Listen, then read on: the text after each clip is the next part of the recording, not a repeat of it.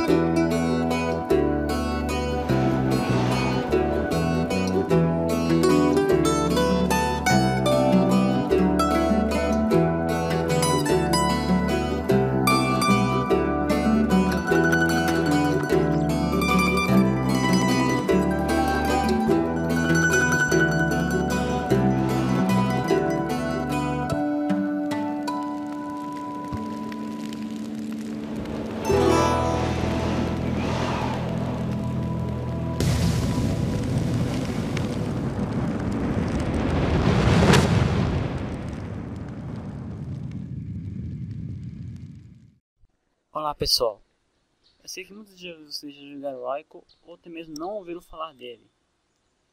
Portanto, hoje eu vou falar sobre a história dele. Então, é o seguinte, Ico, ou até mesmo Ico, é um jogo de aventura, puzzle e minimalista publicado pela Sony e desenvolvida pela Team Ico, dirigido por Fumito Ueda. O que eu quero dizer com minimalista? Minimalista é um jogo que expressa arte.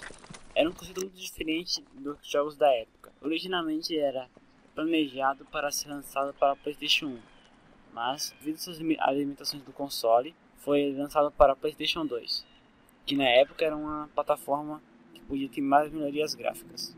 Ico é o irmão mais velho de Shadow of Colossus, só que é o seguinte, Shadow of Colossus ofuscou muito o jogo Ico, mas também ele ajudou um pouco, porque muita gente só achava que Shadow of Colossus era melhor que Ico. Claro que tinha que ser, né, mano? Porque Shadow of Colossus veio depois de Ico. O que vem depois tem que ser muito melhor. Senão, não vai adiantar de nada. E também, como assim ele ajudou? Tipo assim, muita gente que jogou Shadow of Colossus não sabia da existência de Ico. Então, eles foram procurar outros jogos que eram parecidos ou criados pela mesma produtora. E descobriram o Ico, que é um jogo muito bom. Então, vamos para a história do jogo. A história do jogo é o seguinte. Existe uma tribo que tem crianças que nascem com chifres. E quando essas crianças nascem, significa que há um mau presságio. Então, as crianças dessa tribo são levadas por guerreiros até um castelo cercado por água para serem presos e abandonados para morrerem de fome. Aiko é uma dessas crianças que nasceu com chifres. Só que era o seguinte, muita gente fala, foi um terremoto de terra que abalou a estrutura do castelo e derrubou a cápsula que estava com o Aiko. Não, foi desse jeito. Foi o seguinte, o castelo tem várias partes móveis. Dentro do castelo tinha um elevador de pedra por onde os guerreiros entravam. Então, quando os guerreiros estavam indo embora, o elevador que eles pegaram causava um tremor com que abalasse o castelo e derrubasse a cápsula de Aiko, fazendo com que ele fosse liberto. Em sua fuga, Aiko encontra Yorda, uma garota que fala uma língua muito estranha. Esta suspeita uma gaiola. Então, nós vamos lá para soltá-la. Só que quando nós conseguimos soltá-la, aparecem vórtices que saem, espíritos que tentam levar Yorda. Então, nós temos que descer além de todo mundo para que não possa levar Yorda. E é basicamente isso. O jogo se resume, então, a gente tentando fugir com Yorda do castelo e tentar destruir todos os espíritos, enquanto resolvemos muitos puzzles. Então, quando nós estamos tentando ir embora, tentando fugir do castelo, nós encontramos a rainha do castelo, que diz ser mãe de Yorda e dona do castelo, e fala que nós nunca conseguiríamos escapar do castelo. Agora vamos falar de cada personagem. Aiko. O Aiko é um garoto de aproximadamente 12 anos, que por causa que nasceu com seus chifres é considerado um mau presságio por sua tribo. Então ele é preso no castelo para ser morto. A próxima personagem é Yorda, que é uma garota muito pálida que está presa em uma gaiola sem motivo aparente e que fala uma língua muito estranha. A terceira é a rainha. A rainha do castelo é uma aparência escura e tenebrosa, que diz ser mãe de Yorda e dona do castelo. E um dos últimos personagens são os espíritos. Por quê? Porque não tem só um tipo de espírito, tem vários tipos de espíritos. Tem uns que parecem ser humanos, são normais, tipo pessoas normais. Outros são muito maiores, que parecem ser uns gigantão, um brutamonte. Alguns voam, então, e é muito difícil a gente pegar eles, porque quando ele pega Yorda, eles vão voando. Então a gente tem que tentar derrubar eles lá de cima. E por último, tem as aranhas, que são pequenas, mas também causam dano a você. Então vamos para como o jogo funciona. É o seguinte, Aiko é basicamente um jogo de plataforma tridimensional, que o personagem pode pular, escalar, puxar objetos e manipular um bastão de madeira e uma espada. Só que é o seguinte, no Aiko a gente não pode só fazer isso, como também a gente pode segurar um barril, um pedaço de pau e segurar a mão da Yorda ao mesmo tempo. Olha como esse garoto é muito foda. Nós também podemos solucionar puzzles e enigmas para podermos avançar pelo castelo. Mesmo assim, o jogo fica difícil, pois Yorda só consegue pular em pequenas distâncias e é incapaz de escalar grandes alturas. Assim, nós vamos na frente ou segurando sua mão para auxiliá-la, e o jogador deve usar Aiko para ajudá-la a atravessar os obstáculos ou reorganizar o ambiente para que ela possa seguir em frente com você. Ou seja, ela é incapaz de atravessar uma fenda por si própria, mas ela é a única capaz de abrir certos tipos de portas. O jogador controla Aiko de uma perspectiva na terceira pessoa. Enquanto ele explora e tenta escapar com Yorda do castelo, a câmera permanece em um ponto fixo em cada sala ou área, mas segue Aiko e Yorda quando ele se move. O jogador pode também mover a visão da câmera em um pequeno ângulo ou em outras direções para observar melhor o ambiente. O jogador é capaz de dizer a Yorda que o siga ou espere por ele em alguns lugares. A tarefa de escapar do castelo é dificultada pelos espíritos enviados pela rainha. Eles também levam Yorda em vórtices negros caso Aiko deixe-a sozinha por muito tempo. Então você terá de acabar com os espíritos e puxar Yorda para fora dos vórtices caso ela tenha sido arrastada. O jogo dá game over caso Yorda seja totalmente engolido por algum vórtice ou Aiko caia de uma grande altura e morra. O jogador recomeça de um ponto de save que são representados por sofás de pedra, nos quais Aiko e Yorda se sentam para salvar o seu progresso. A física do game é bem realista, pois quando nós subimos em caixotes, arrastamos ou pulamos de alguns lugares, tipo nós temos que arrastar uma caixa. A Aiko arrasta como se fosse um grande peso, como se fosse muito pesada a caixa. Ou então quando nós pulamos, ele parece que está caindo de verdade. A ambientação. A ambientação do jogo é uma ambientação muito linda, pois o castelo tem vários lugares, tem várias partes diferentes, o que você nunca iria pensar que existia no castelo. O áudio de Aiko possui uma porção limitada de músicas e efeitos sonoros. A trilha sonora de Aiko foi composta por Michiru Ozima e Koichi Yamazaki e lançada no Japão pela Sony Music Entertainment em 20 de fevereiro de 2002. O álbum foi distribuído pela Sony Music Entertainment Visual Works. Onde eu vou colocar na descrição desse vídeo vai ter um vídeo com todas as músicas e um site se você gostar das músicas para você poder baixá-las. O desenvolvimento de Aiko demorou cerca de 4 anos. A estética do designer de Aiko foi baseada em 3 noções-chave: fazer um game que seria diferente dos outros gêneros, possuir um estilo estético consistentemente artístico e criar um ambiente imaginário mais realístico para o enredo.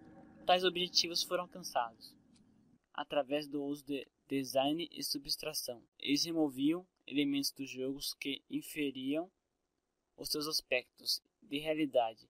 Isto inclui remover quaisquer formas de interface para manter a jogabilidade focada em somente escapar do castelo e reduzir o número de tipos de adversários no jogo para um só inimigo. Um designer provisório do jogo mostrou Aiko e Yorda lutando contra guerreiros com chifres semelhantes àqueles que levaram Aiko ao castelo. Na primeira demo que eles fizeram, era tudo diferente. Era o seguinte: Aiko não ia ter os chifres, mas sim Yorda, e Aiko teria que levar Yorda para a sala onde ela estava. E era basicamente isso. E eu achei esse vídeo e vou mostrar para vocês agora.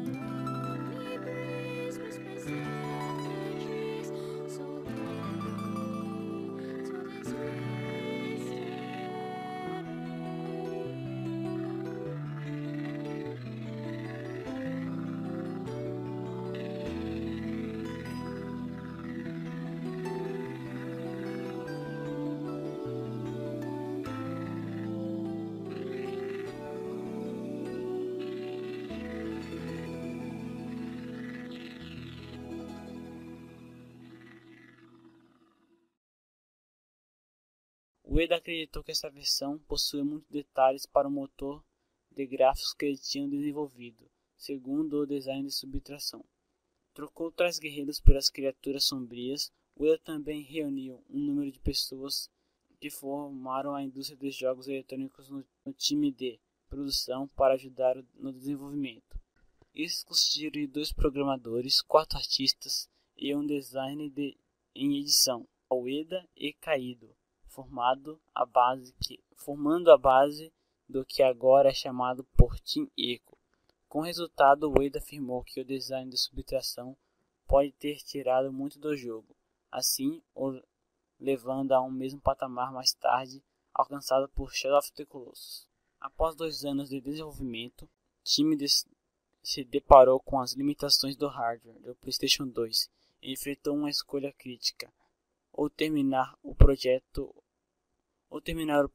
com o que já estava feito, alterando a visão deles para que a Ico se encaixasse nas restrições do hardware, ou continuar a explorar mais opções. O time decidiu permanecer com a visão de Ueda e começou a trabalhar no Emotion Engine do PlayStation 2, tirando vantagens das habilidades aperfeiçoadas da plataforma. A animação dos personagens foi concluída com a técnica de animação de keyframe, ao contrário da mais comum técnica de captura de movimentos. Ico é reconhecido como um dos primeiros jogos a incorporar um efeito bloom nos games eletrônicos, uma característica que foi mais tarde usada em jogos da 7ª geração ao todo. O jogo levou aproximadamente 4 anos para ser criado e desenvolvido. Ueda deixou o final do enredo vago propositalmente, não afirmando se Yorda estava viva ou não, se ela iria se juntar-se a Ico ou se era simplesmente um sonho do protagonista. A capa usada para o lançamento no Japão foi desenhada pelo próprio Ueda e foi inspirada no artista surrealista George Chirico e sua obra intitulada The Nostalgia of the Infinite. Ueda acreditou que o mundo surrealista de Chirico pareava-se com o mundo alegórico. A versão norte-americana não possui nem esta capa e nenhum conteúdo extra que se torna disponível à primeira conclusão do jogo. O time de produção foi incapaz de prover a capa e o conteúdo extras em tempos de data de lançamento na América do Norte, planejada pela Sony, incluindo-os somente nos lançamentos do Japão e na região PAL, que ocorreu posteriormente no primeiro lançamento do título.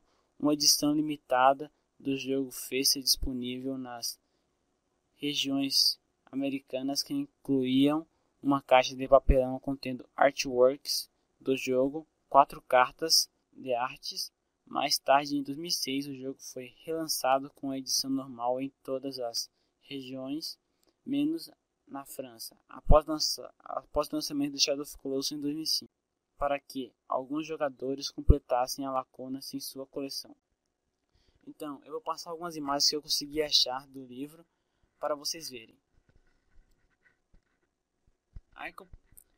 Ico possui um diálogo mínimo em uma língua fictícia para que seu enredo seja contado pelo jogador. Os dubladores dos personagens incluem Kazuhiro Shindo como Ico, Reiko Takahashi como Yorda e Misa Watanabe como a rainha. Eu não sei se esses nomes estão certos a pronúncia, mas eu acho que se pronuncia assim. As palavras de Ico e da rainha são apresentadas em legendas em inglês ou japonês, dependendo da versão, mas as falas de Yorda são representadas em linguagem simbólica. Ueda optou por não traduzir as palavras de Yorda, já que isto iria encerrar na quebra da barreira de linguagem entre Ico e Yorda, desvirtuando-se do conceito de segurar a mão no jogo, exceto a sua versão estadunidense, pois, após o jogo ser completado, pela primeira vez o texto em simbólico é trocado pela legenda apropriada às línguas da versão do título. Apesar de Ico ter vendido somente cerca de 700 milhões de cópias mundialmente. Com o seu sucesso na região americana, Ico recebeu boas críticas e se tornou um sucesso cult entre os gamers. O jogo recebeu uma nota média total de apreciação de 9. O Game Rankings ele é considerado por um dos melhores jogos eletrônicos já criados. A ED concedeu a 13ª colocação em sua lista de melhores jogos em 2007, enquanto a IGN o deu a 18ª posição em 2005 de 100 melhores games, dos 100 melhores jogos para PS2 de todos os tempos, e da 1UP a 2ª posição na lista de 10 melhores clássicos cult. Além disso, Ico é por vezes considerado uma forma de arte em si. Mesmo sendo um jogo eletrônico, o Ueda comentou que era a intenção dele distanciar Ico dos jogos eletrônicos convencionais devido à imagem negativas que os videogames estavam recebendo na época, para assim atrair mais pessoas à obra. Vários relacionaram Ico a outros jogos de aventura mais antigos, como Príncipe da Pérsia, Tomb Raider, mas expressaram também que através do seu tom e ambiente, Ico fosse capaz de evocar a experiência emocional do jogador. O crítico David Smith da IGN comentou isto detalhadamente, afirmando que o desafio do jogo era somente mover-se do ponto A ao ponto B, mas o jogo como inteiro era experiência quase indescritíveis. Seu áudio e gráfico também contribuíram fortemente para as reações positivas dos críticos. Smith também denotou que o visual, o som e o design original de Enigmas vieram todos juntos para fazer algo que quase se não todo completamente distinto de tudo no mercado, e não é tão fantástico por isso. Críticos ficaram impressionados com a expansividade e com os detalhes dados aos ambientes e a animação usada para os protagonistas. Apesar do baixo número de polígonos, além do uso de efeitos de luminosidade, o ambiente de Ico postou por uma música simples e pela pequena atenção aos detalhes na dublagem dos personagens. Foi também uma razão de elogios dos críticos. Charles Herold, do jornal New York Times, sumarizou sua crítica afirmando que Ico não é um jogo perfeito, mas é um jogo de momentos perfeitos.